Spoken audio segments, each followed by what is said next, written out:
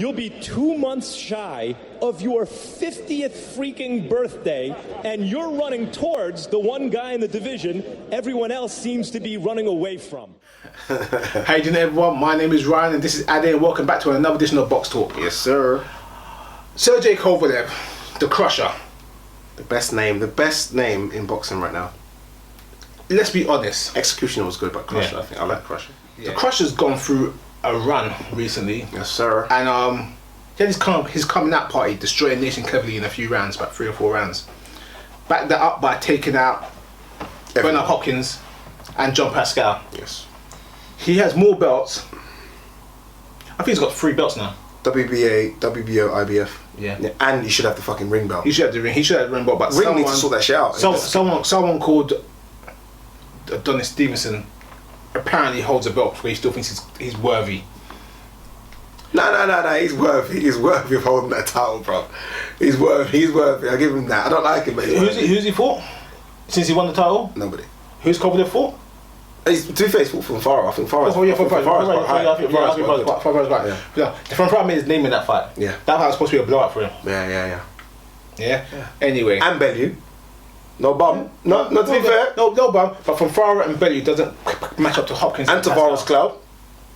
I'm trying to say he's fought. Hopkins took out Tavares Cloud. Yeah, Hopkins took him out in points. And so did Stevenson cleaned him. Berta Biev took him out in 2 rounds. Doesn't mean anything. I'm trying to say you said round. You said it 2. You said who he's fought. Okay. He's fought these people. Former IBF champion. So who has the better run? Kovalev or Adonis Stevenson? Easily Kovalev. Easily. That's why he's got 3 belts though. Exactly. Easily. It's not even an argument who's the better light heavyweight right now. Anything he's done, nothing beats knocking out Dawson. Nothing beats ending Dawson's career in 1 round. Nothing. Go on. What beats that Kovalev's done?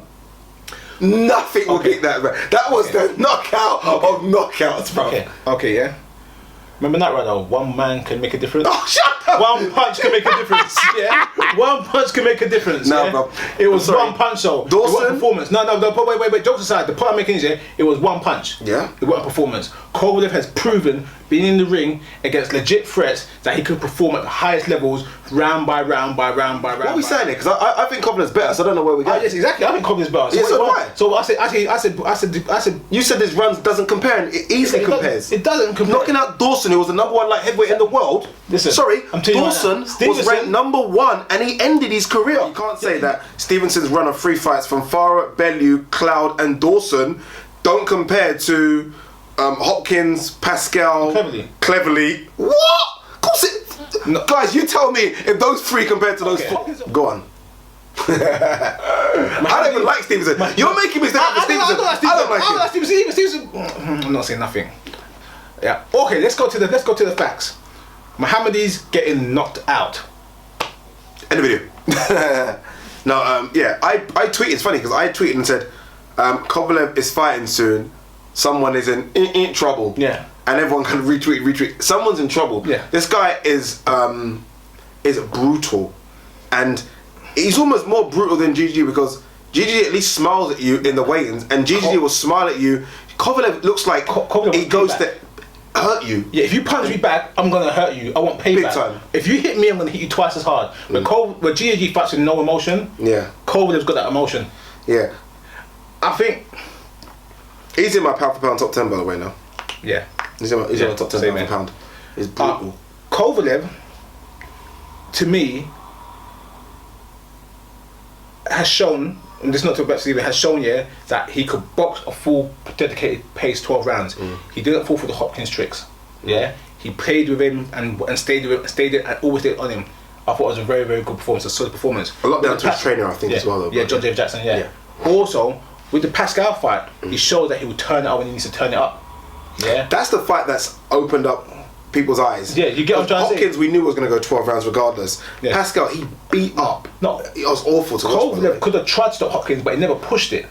I think he felt sorry for the old man. But you got to look at it. You're showing, you're seeing ring psychology. You know what I'm trying to say? You're looking at someone that's showing you he's got more than just a punch. Yeah, and that's what makes him a threat to these guys. Whereas no, we're going back to the Stevenson argument. No, you sound like you sound. No, I'm not mentioning Stevenson. That makes him a threat to these guys. Whereas he could fight to a dedicated game plan, but still have that power locked up and use it when he wants to use it.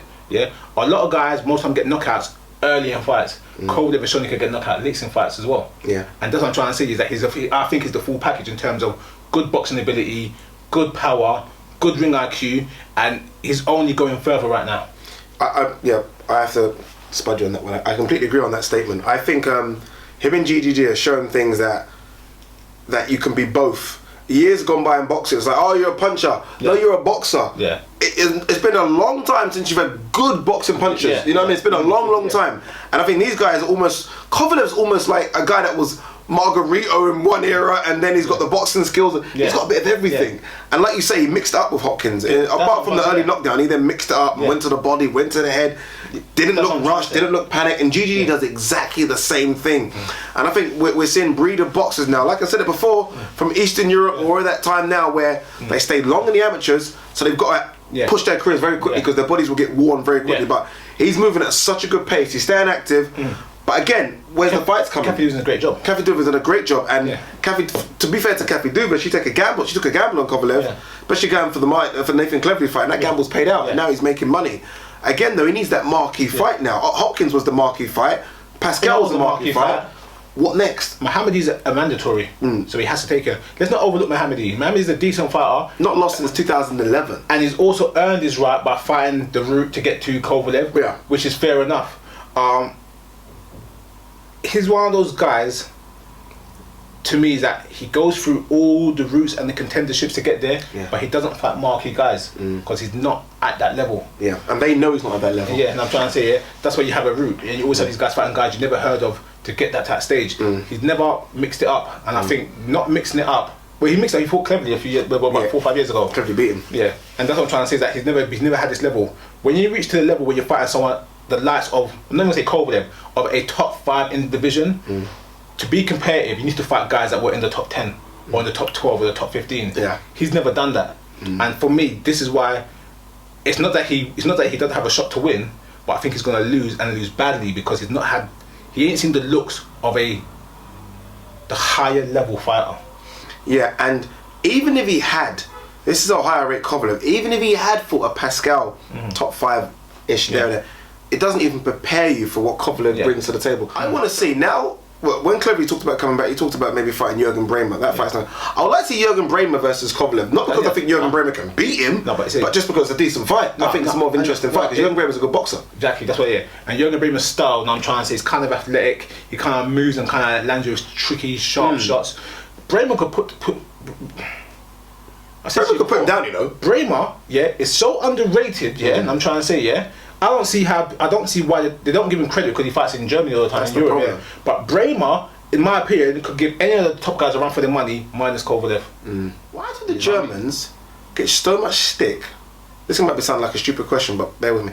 For fighting in Germany, but American does all the time. American fights American and Brits fight in Britain. Okay, the reason why am I confused by something here? Or is it because of the decisions? Because decisions are awful everywhere now. Okay, in terms of boxing, and it's kind of like the standard. America's the place to be. Yeah. Britain's second, Germany's third. Yeah. Yeah, or Europe's third. Yeah. And you can have a Hall of Fame career, but unless you had that marquee fight in Vegas or fought in America, it doesn't count, right? Is it silly to ask who? No, I'm not going to ask who wins. What round? Let's predict rounds.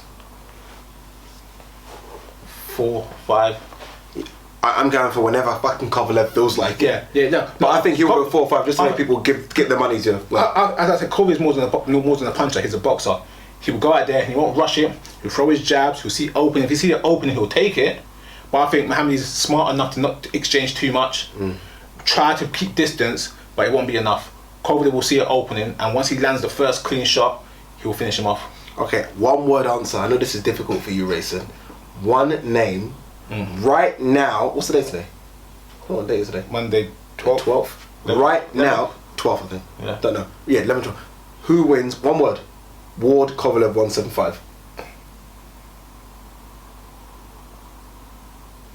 Kovalev based on now. You can't even like just Ward's been inactive. I'm not. To be fair, I think it's an unfair fight right now. Ward ain't fought in basically 3 years. Had that warm up with Smith. He ain't. You know what I'm trying to say. So, as it stands right now, I'll give Kovalev the favourite. Okay. If Ward was active and Ward was back where he was 3 years ago, I make it a 50-50 fight. All right, final question before we end the video. Who's the better boxer puncher? Kovalev or GGG? I think GGG. And the only reason why GGG is that GGG doesn't rush. Perfect as it is. Yeah, he literally doesn't rush. Now, I mean, and we've seen Kovalev go down. I know it was a Camparo, Blake Caparello. GGG gets hit though. It does. GGG says he does it on purpose, but I don't really think he does it on purpose. I think it's a little bit of nonchalant because he's kind of like, these guys are not really a threat. Yeah, I felt their punches. Yeah. Poor. No, I'm trying to say so in defense, I think Kovalev's a better defensive boxer than GGG. So I'm giving GGG just because that composure level, but they're very similar, but they're very different. What? And as I say, final question. This will be definitely the final question. Where's all this Eastern European boxers? I mean, they've always been there to an extent, but not this high. I mean, Kovalev and GGG right now are considered the most feared boxers in the world. Lomachenko's in there, that kind of rig. Is it because they're staying longer in the amateurs? Is that what it is? Yes and no.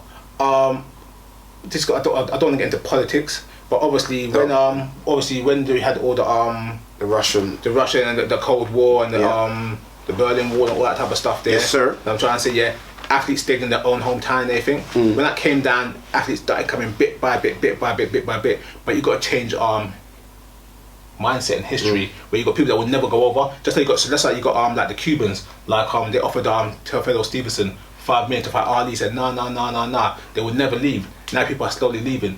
People are born a certain way and they live a certain way, so they've never ever changed. You've now got the new generations that's now been born into, say, a more fairer environment.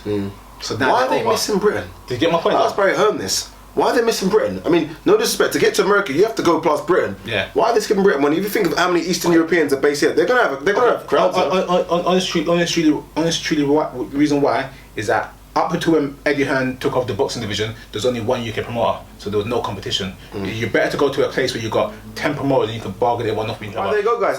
The Crusher is back, and I can't wait because it's exciting to see him fight. Regardless of who he fights, he just brings excitement to the ring because we know you could get a boxing match, but he wants to treat us. So he just knocks someone out, and that's what we like to see. But what's he going to do after this? Like Ryan said, we talked about Bramer. Stevenson fight, we didn't even mention him versus Stevenson anymore because it doesn't seem like that's ever going to happen right now, and I can't see it happening for some reason, so I don't know what's left. Chad Dawson seems to have disappeared. I think he's gone to cruiserweight, maybe, might be coming back down. No, I think he's gone to heavyweight. It's a bit cheeky. He weighed 205 pounds. 205 pounds. He probably walks about 230, so he's gone. Andre Ward is the one. He came in at 172.5 to fight Paul Smith, we know that. So he's closer to the light heavyweight weight limit now then to the super middleweight limit. He probably walks around at 190, so 175 for Andre Ward isn't a problem. Will we see that fight? If we do, who wins right now? Kovalev, Ward. Leave your comments below, email, subscribe, tweet, Instagram. I'm excited. That's a fight I want to see, man. But ain't gonna happen.